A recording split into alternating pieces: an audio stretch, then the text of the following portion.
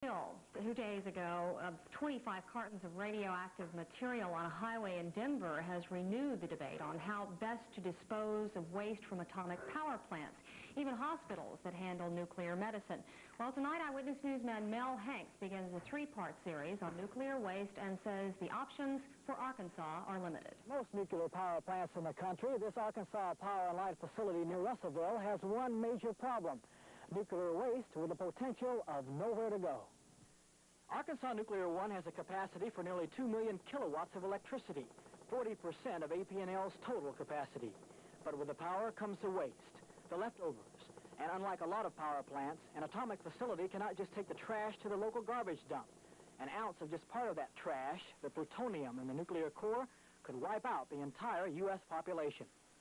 The U.S. has 52 nuclear power plants, all of them regulated very carefully, especially after the accident at 3 Mile Island. Each plant has to have a method of disposing of radioactive materials, but the choices are limited. For so-called low-level waste, the atomic plants can send the leftovers to underground burial spots in 3 states: South Carolina, Nevada, and Washington. But a new federal law will force these areas to stop accepting waste outside their own states by 1986. And what about the high-level waste, the fuel rods from the nuclear core that are highly contaminated and dangerous? Most plants store them on site, but room is running out, and the government has to come up with answers fast. 2 possible solutions have now self-destructed. Reprocessing plants, one in New York State, the other in South Carolina, were supposed to be collection points for the radioactive fuel rods. The plants would take the material and make it reusable instead of just trash to be discarded. But the plants themselves became discarded.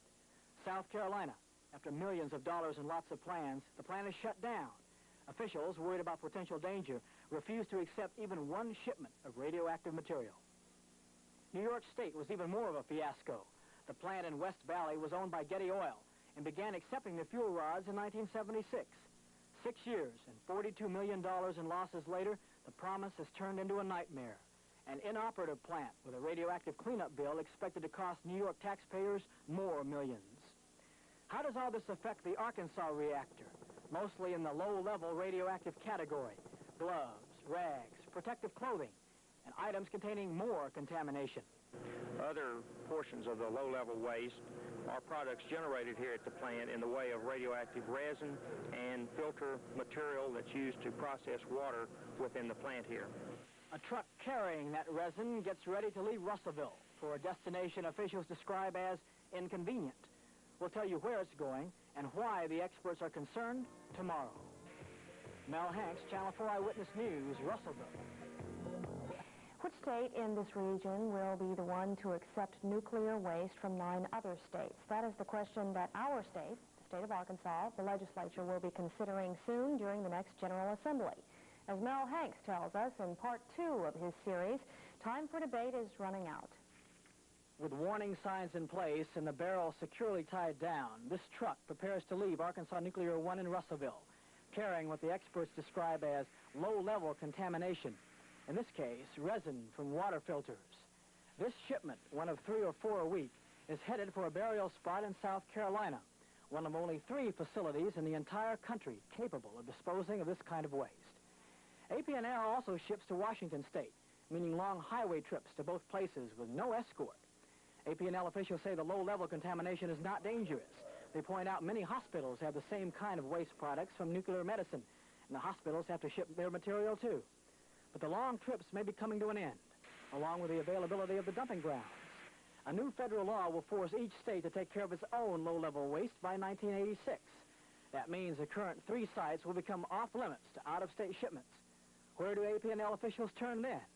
Well, I think a lot of people want to have safe disposal of nuclear waste, but they don't want it in their backyard. Whose backyard will it be by 1986? APNL officials think they may have part of the answer. What they're looking at is an interstate compact involving Arkansas and 9 other states. All 10 would send their waste to one facility, but which state will volunteer to be the host? The Arkansas legislature will consider this state's participation in the compact during the upcoming session, but there is a sense of urgency. In order for a waste facility to be available by the time the federal law takes effect, construction somewhere will have to start within 1 year. Time is not only running out in the area of low-level contamination disposal, but the high-level kind, too. Material underneath this cooling pool in the heart of the nuclear reactor. Radioactive product that is so sensitive, so dangerous, that only a select few can go past this checkpoint to handle it. We'll examine what happens to waste from the core tomorrow in Part 3.